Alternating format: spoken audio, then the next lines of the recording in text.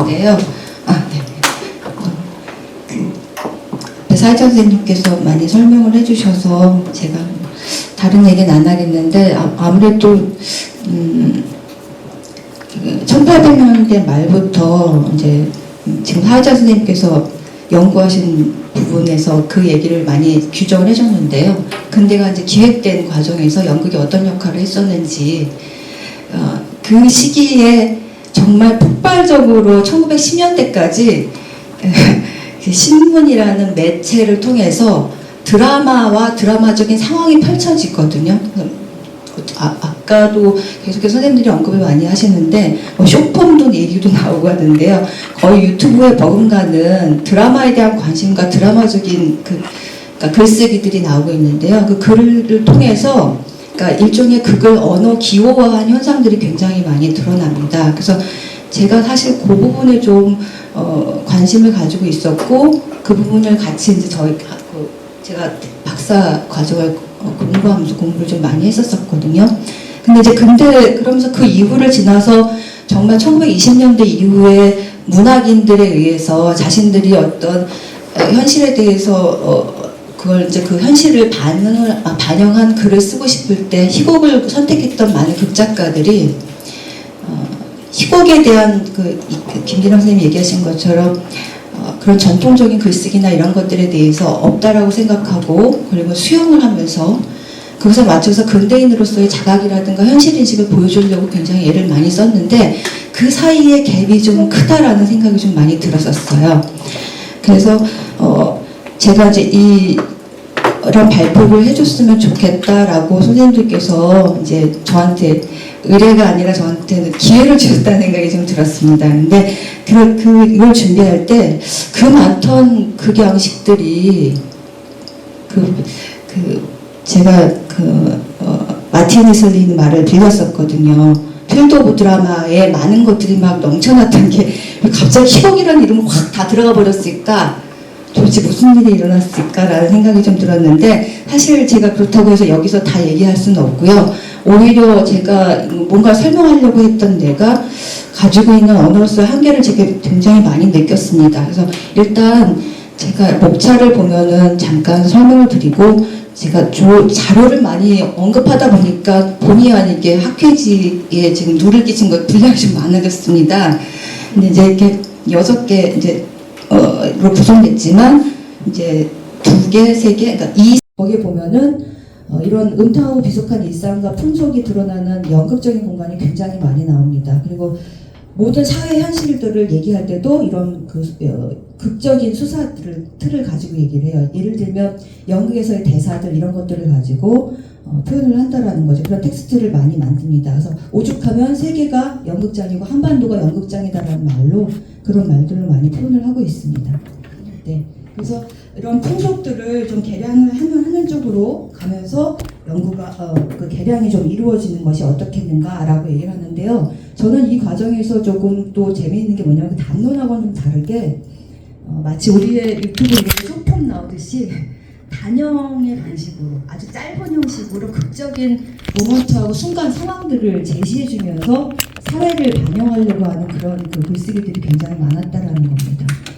사실 여기서 예로 들고 있는 거는 조금 중간 측에 속한다라고 얘기를 해볼 수 있을 것 같아요. 더 짧은 경우도 있고 아니면 이제 더 많은 좀 형식화되어 있는 것들을 문답체라든가 토론체라거나 대화체 이렇게 얘기를 많이 하기도 합니다. 그래서 제가 알고 있기로는 80년대 많은 학자들이 그 문답체, 대화체, 토론체를 가지고 희곡의 원래 기원적인 형식이다라고 설명하려고 했었던 예전에 우리 선생님들이 그런 연구들을 많이 하셨던 걸로 알고 있습니다. 그런데 사실 그때 다뤘던 문답체, 대화체, 토론체 그거 말고도 또 이렇게 극적인 상황을 보여주는 텍스트들이 굉장히 많았던 그래서 이런 비정형적인 텍스트들이 근대 계몽기 극마당을 형성하고 있었다라고 저는 그렇게 보고 있고 아까 그 연극 담론에서 조금 더 그리스 비극이라든가 아니면 좀 진실한 연극으로서의 드라마로서의 어떤 개념들을 막 모색하고 있으면서 동시에 실제로는 이런 드라마의 영역들이 있었다라는 얘기를 좀 약간 역설적이다라고 얘기를 해보고 싶었습니다. 네. 자, 그래서 신문에서 개량의 대상으로 인식된 당대극이 오히려 현실을 인식하고 소통하는 데는 영향력을 발휘해서 그 신문에 오히려 그런 드라마적으로, 그러니까 그 당시의 연의라고 얘기를 하죠. 혹은 산대극이라고 얘기하기도 하고요. 여러 가지 이제 당시의 연극 개념들이 많이 나오고, 실제로 연극을 그 당시 연희나 연극을 실제로 수행했던 사람들, 그러니까 지금 보면 뭐 광대 배우라고 얘기를 해볼 수 있는데요. 그 사람들이 신문에 화자로 등장을 해서 얘기를 하는 모습들을 반영하기도 합니다. 그러니까 사실 극적인 상황, 극적인 존재 이런 것들을 사실 도상화시켜서 보여주기도 하는 그런 것들을 볼 수 있습니다. 그래서 결국은 이런 상황들이 총체적으로 모여져서 근대 드라마 이전에 우리가 보통 희곡문학이라고 얘기하는 드라마 텍스트 뭐 이렇게 얘기할 수 있는 희곡이라고 얘기하는 그 드라마 이전에 드라마 몽따주가 있었는데 제일 대표적인 게 보면은 아마도 이인직의 은세계였던 것 같습니다. 그래서 이인직의 은세계는 그래서 뭐 최병주 타령 뭐 이런 거 얘기하면서 강용환이라는 창자가 만든 부분이 있었고 거기에다가 그냥 이인직이 숟가락만 얹어서 소설 화자로 이렇게 씌워놨다. 물론 논란이 많기는 한데요. 그래서 그것이 제가 보기에는 하나의 어떤 대표적인 근대 드라마 이전에 몽따주를 보여줬다라고 생각을 해요. 사실 이인직이 처음 한 건 아닙니다. 이인직 이전에도 굉장히 많았습니다. 근데 그 사람들이 보면은 이제 그 신소설 작가들이라고 얘기를 해볼 수도 있는데요. 이 신소설 작가들뿐만 아니라 신문의 기자들, 자기는 이제 필진이라고 얘기를 하기도 하고 또 필명으로 글을 쓰는데요. 이 사람들이 보면은 그런 연행 서사를 체록하거나 필사를 그러니까 옮겨 쓰는 거죠.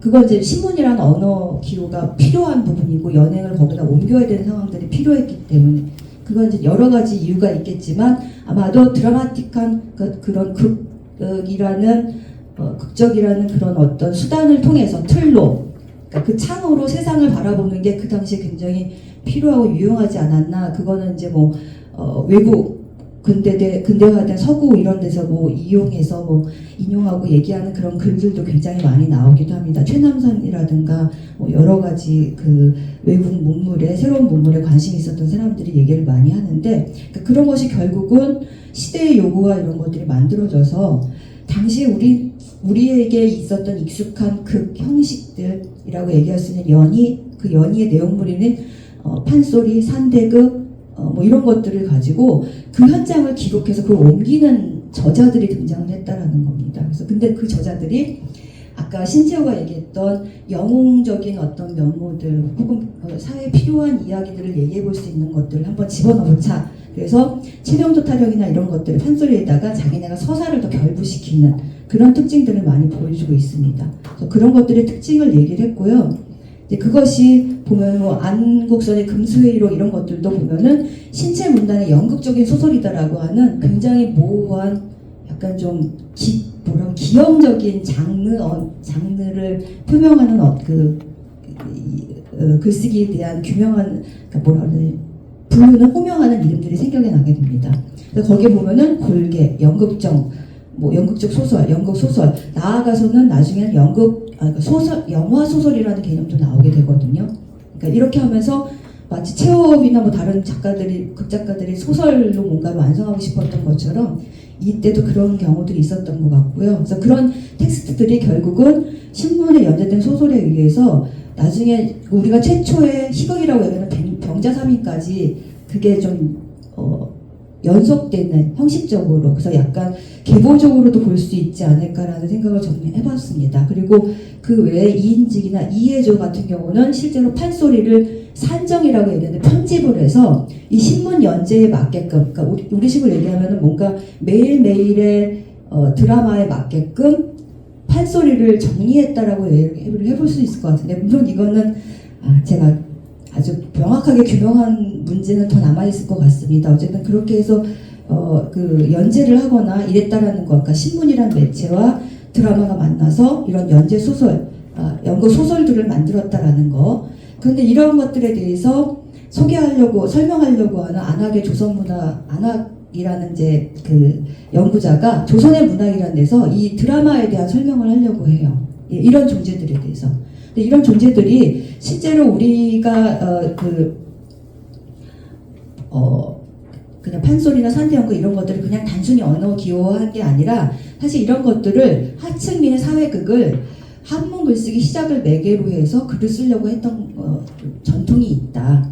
그러니까 이런 것들에 대해서 그래서 이 사람은 사실 그것들에 대해서는 고전 문학을 전공하시는 분들이 아마 더 자세하게 규명을 해보실 수 있을 것 같은데요. 이제 제가 주목하는 거는 그 근대의 많은 사람들은 그러니까 근대 문인들은 우리에겐 희곡이라는 게 없기 때문에 받아들여야 되는 수용이 된다는 측면이었다라고 한다면 안학은 기존에 있는 현상들을 좀 설명하려고 했다라는 측면이 있었다라는 거를 얘기를 해봤습니다. 그러면서 안학이 뭐라고 얘기했냐면은 1920년대에 많은 문인들이 결핍의 대상으로 인식한 근대 드라마, 특히 희곡이 필요하다라고 얘기하면서 비상이 유행하는 이 희곡을 나는 우리식으로 한번 설명해보겠다라고 얘기를 합니다. 그러면서 셰익스피어의 뭐 희곡 이런 것들 뭐 이런 거 못지않게 우리도 우리 나름의 어떤 정신을 설명하는 방법이 있다라는 얘기를 했고요. 그 다음에 김재철의 조선연극사는 그런 어떤 뭐 근대 드라마를 설명하려고 했다라기보다는 우리에게 존재했던 연극 양식을 체계화하고 규정하려고 했던 측면이 있었고, 그리고 여기에 그 개념을 포괄하는 연극 틀로서 또 희곡의 필요성을 그러면서 제시하고 있다라는 측면을 좀 살펴본 것 같습니다. 그래서 저는 이런 그 양식이 있었는데 왜 결핍으로서의 근대극 담론과 거기에 대한 현실인식 양식으로서 희곡이 탄생하게 되었을까, 뭐 이런 것들을 한번 좀 살펴봤는데요. 그래서 이광수의 문학이란 하오를 중심으로 해서 굉장히 많이 다양한 근대 드라마의 개념을 수용하려고 하는 그 이론서들이 담론서들이 많이 나오거든요. 근데 실제로 이 사람들이 보면은 일본을 경유해서 공부하면서 강의 노트, 그러니까 자기의 스승으로부터 일본 스승으로부터 얻었던 거기서 받았던 내용이었던 것 같습니다. 그래서 뭐 문경현이라고 하는 연구자는 희곡이라는 드라마 텍스트 번역을 전제로 개념화한 이 현상을 실체 없는 명명만 있어서 조선 땅에 도착한 어떤 그런 특이한 현상이다라고 얘기를 하기도 합니다. 물론 여기에도 이론의 여지는 많이 있을 것 같은데요. 이렇게 보면서 그러면서 많은 사람들이 이광수의 규환을 많이 좀 빈약한 희곡, 그런 희곡관념을 가지고 단순한 피상적인 희곡관념을 가지고 쓴 희곡이다라고 공격을 많이 하는데요. 저는 사실 보면은 이광수의 규환이 주목한 당대 현실에 대해서 극적으로 구성한 부분도 있기 때문에 이건 작품을 중심으로 얘기하면 훨씬 더, 왜냐면은 이 근대문학으로서의 희곡을 가지고 드라마 인식을 얘기할 때 이식됐다, 수용됐다 뭐 이렇게 얘기하는 게 너무 동어반복이 심하다라는 생각이 좀 들었습니다.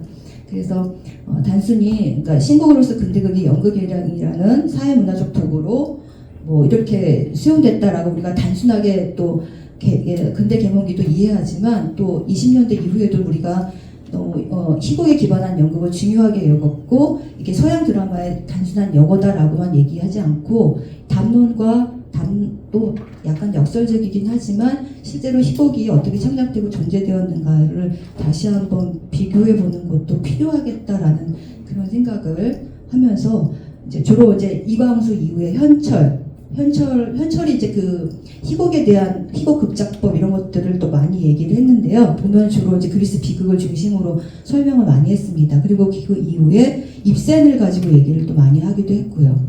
근데 이 사람의 논점은 뭐냐면은 그걸 굉장히 좀 체계적으로 설명하는 듯 보이지만 패자의 개조, 약자의 개량 이러면서 약간 문화적인 문화운동 차원에서 연극을 바라보면서 얘기를 많이 합니다. 그러니까 결국은 큰 틀에서는 벗어나지 않았고 그러니까 단순히 정부를 소개하는 측면에서 지나지 않았을까라는 생각도 들었고요. 윤백남도 마찬가지였고 이걸 연구하신 선생님들이 굉장히 많았습니다. 그래서 저는 사실 이런 그 근대극에 대한 인식은 김호진에게도 보이는데요. 근데 이제 김호진의 경우에 이제 같이 계속해서 이 1920년대 문인들에 의해서 반복되는 게, 네, 죄송합니다. 인류의 영혼의 방, 민중교화 이러면서 드라마로 할 수 있다 이런 얘기들을 하는 거죠. 관심을 가지고 있었어요. 그러니까 그 기존의 계몽기에는 우리의 드라마를 어떻게 설명할 것인가에 대해서 굉장히 집중했던 거 했었고, 그렇지만 또 그 드라마가 굉장히 사회에서 중요한 의사소통 기호이다라고 인식을 해서 그러니까 그것들을 마구 이렇게 존재하게 했었던 현장이었던 것 같아요.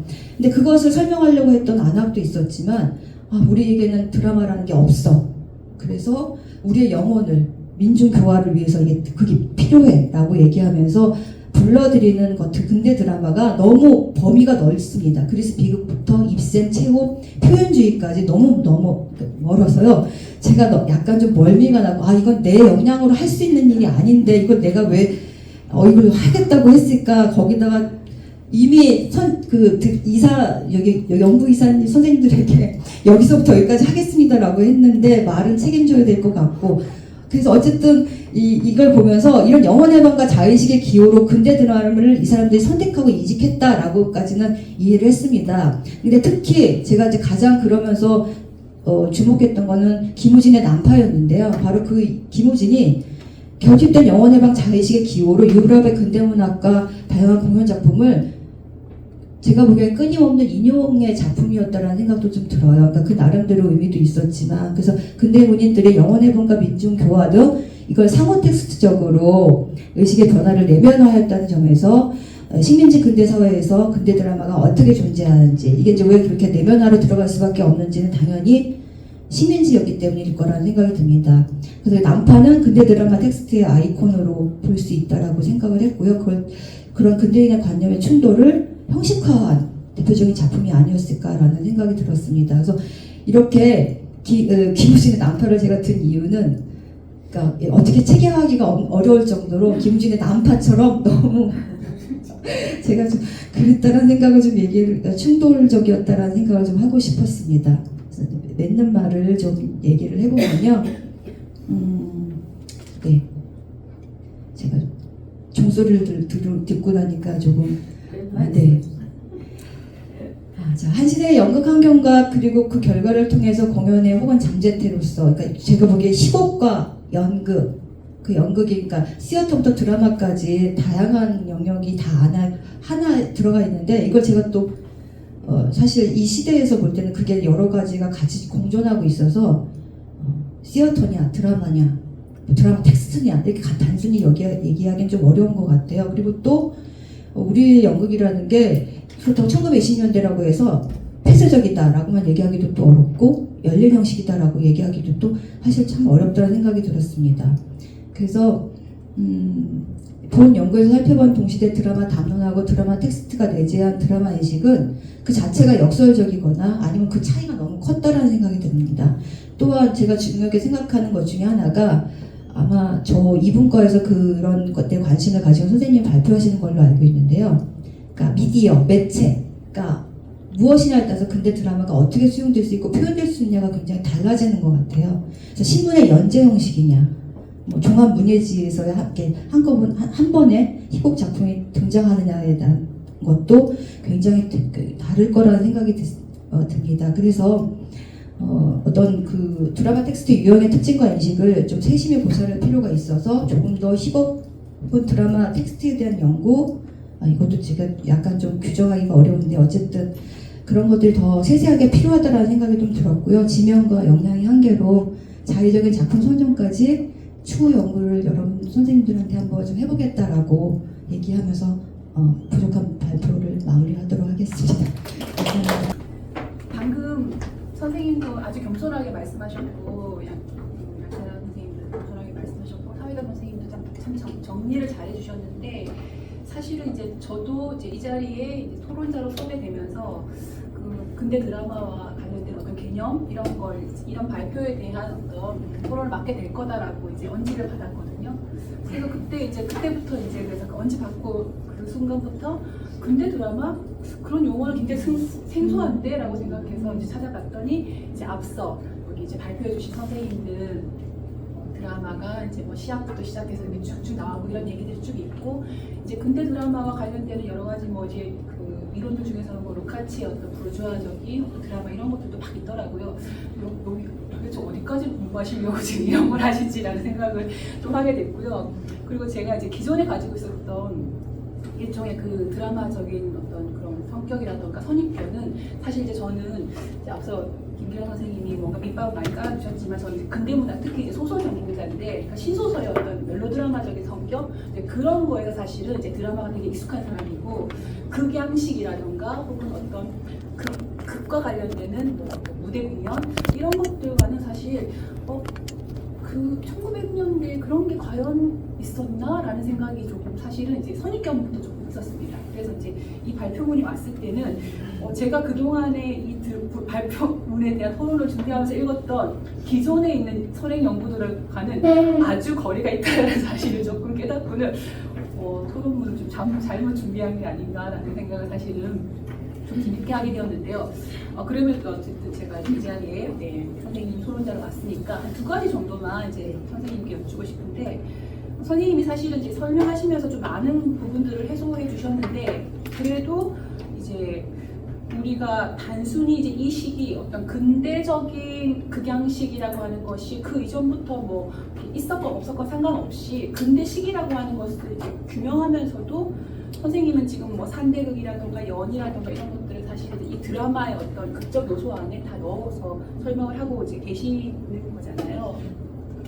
그래서 이제 일단 선생님께서 근대 초에 이 넘쳐나고 있었던 여러 이 필드에서 드라마적인 어떤 그런 뭐 요소들, 영역들 이런 것들에서 사실 우리가 그동안 놓쳤던 드라마라고 하는 것이 어떻게 존재하고 있는지, 그거 이제 근대 매체, 특히 신문에서 이제 같이 보시려고 하고, 그 다음에 그 당시에 뭐 신채호를 비롯한 여러 이제 지식인들의 어떤 담론으로 들어내려고 하는 시도는 저는 사실은 굉장히 새롭기도 하고, 선생님이 근대 드라마라고 하는 이 용어라든가 개념 공조 안에서 그럼 그동안에 많은 연구자들이 놓치고 있었던 것들을 혹시 이렇게 좀 정리하고 포섭하려고 하는 시도는 아닌가라고 저는 사실 되게 좀 도발적인 시도라고 생각하고 이 본문을 이제 읽게 되었습니다. 일단 첫 번째, 제가 생각하고 있는 그 기존에 우리가 가지고 있는 드라마에 대한 어떤 선입견을 불식시키면서 근대 드라마라고 하는 이 용어를 이 시기를 봤을 때 기존 그런 연구자들이 사실은 좀 간과하고 있었던 어떤 그 분야에 대한 어떤 문제의식이라던가 이제 이런 게 있으면 선생님께서 조금 보충 설명을 해주시면 좋겠고요. 그 다음에 이제 이 드라마틱한 어떤 극적 상황을 보여주는 것이 사실은 이제 언어화되어 있지 않아서 선생님이 이제 근대 매체에서 막 찾기 시작하신 거잖아요. 근데 아까 발표문에서도 이제 발표하시면서도 중간에 이제 고전문학 쪽에서는 이제 구술이라던가 이런 것들이 많이 되어 있고, 실제로는 그 1900년도 같은 경우도 이전에 있었던 고전 분야에서 있었던 재단이라던가 소화 이런 것들을 굉장히 책으로 많이 내기 시작하거든요. 그러니까 그 시대 붐이었어요. 그리고 그게 잘 팔리기 때문에 사람들이 엄청 사보기도 하고.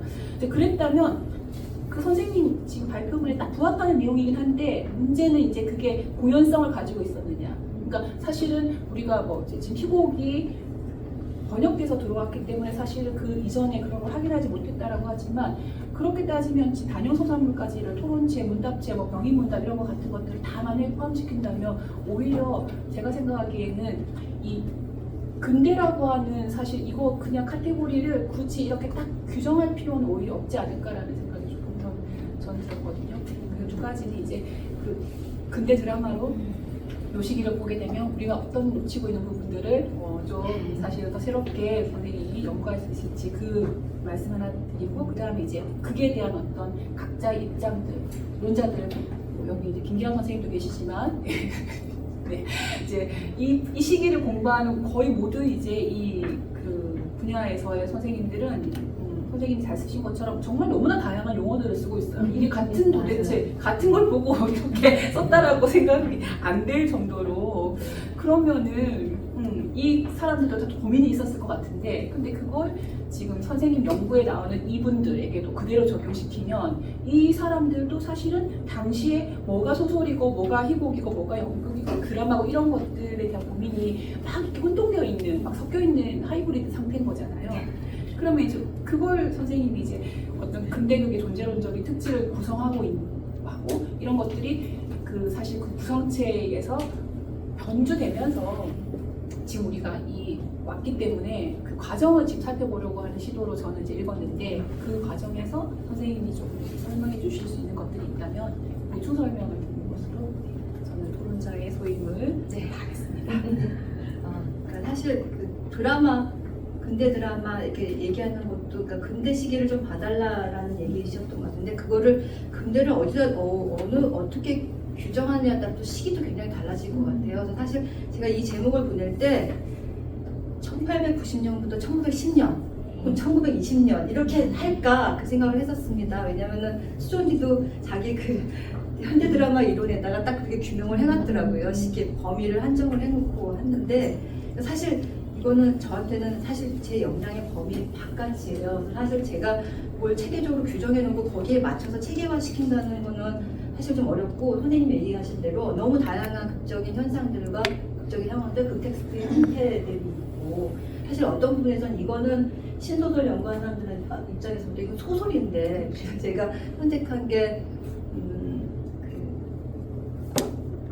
몽타주 개념으로 희곡이 또 쓰일 수도 있다라고 얘기하는 그런 것들을 좀 빌려서 설명하기도 했었고 했는데 사실 그러니까 그 현상, 그러니까 드라마로 우리가 지금 한국의 희곡 문학이나 이런 데서 보면은 특히나 이제 사실 여기선 범주상 뺐는데 1930년대 오면은 그 문화운동적인 입장이 조금 더 민족주의나 이런 걸로 바뀌면서 전통 연극적인 특징들을 가지고 희곡을 만들려고 하는 뭐 최만식이나 이런 사람들 제한관 이런 거 큰 소리체로 그런 사람들도 등장하기도 하고 그러잖아요. 근데 제가 보기에는 그런 부침들이 제가 보기엔 그런 것들이 있지 않았을까라는 생각도 들었습니다. 왜냐하면 외래로부터 들어온 극장에서 연극을 보고 거기에서 어떤 감정이 발화되면서 예술적인 계몽들을 가지고 사람들이 이렇게 하나로 모일 수 있는 것 같은 그런 근대 개념들이 막 필요하고 우리에게 필요했었고 기획됐던 시대였고 근데 거기에 신문이 아주 충실하게 그걸 잘 재현해줬지만 또 극장하고는 다르고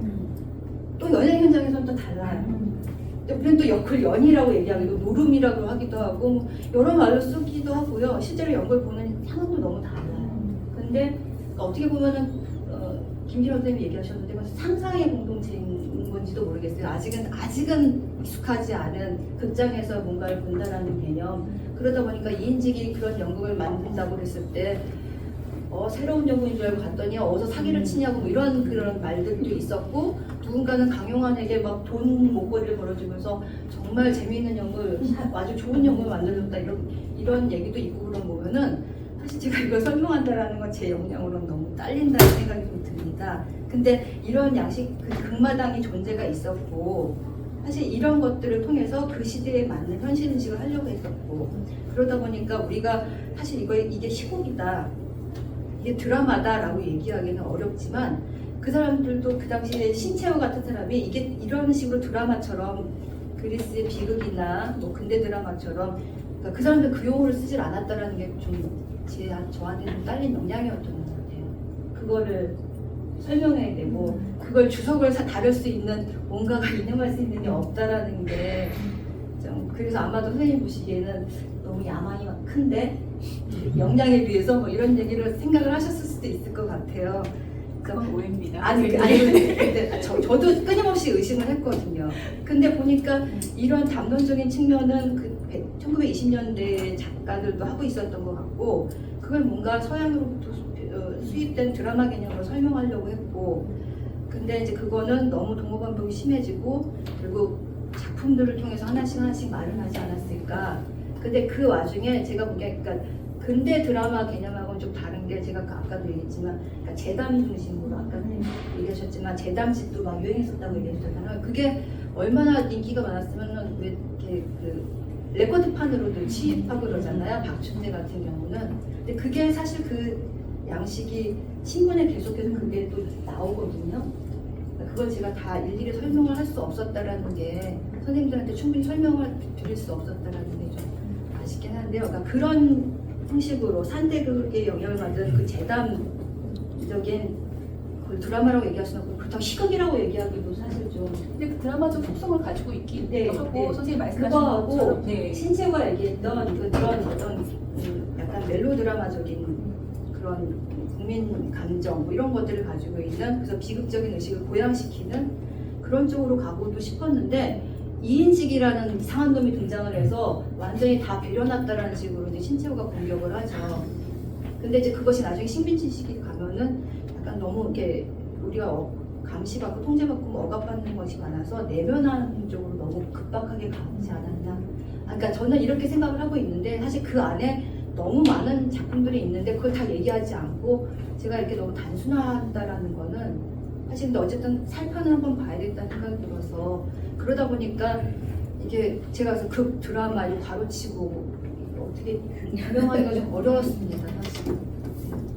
제가 양식이라든가 장르별로 이렇게 딱 가로칠 필요는 없을 것 같고요. 그리고 선생님이 되게 겸손하셔서 이렇게 말씀하시지만 사실은 이제 이 시도 자체만으로 이미 사실 근대 드라마라고 하는 이 성격 자체를 물어보신 거잖아요. 그러니까 이 물음에 대해서 아마 이 시기 연구자들은 한 번씩은 다 이제 생각을 해보게 되고, 그러면서 제 생각에는 이제 선생님 말씀하시는 이 어떻게 존재했냐, 드라마적인 어떤 요소들이 어떻게 너무 존재했느냐라고. 많은 거죠. 왜냐하면은 그 마틴 슬리 얘기하면서 그 드라마의 영역, 필드 오브 드라마라고 얘기하면서 뭐 제의적인 체험, 공동체 체험까지도 얘기를 하더라고요. 근데 실제로 이해조라는 판소리에 관심이 많았던 사람이 당시에 너무 사회현상으로 문제가 많았던 약간 요새 파묘가 나오잖아요.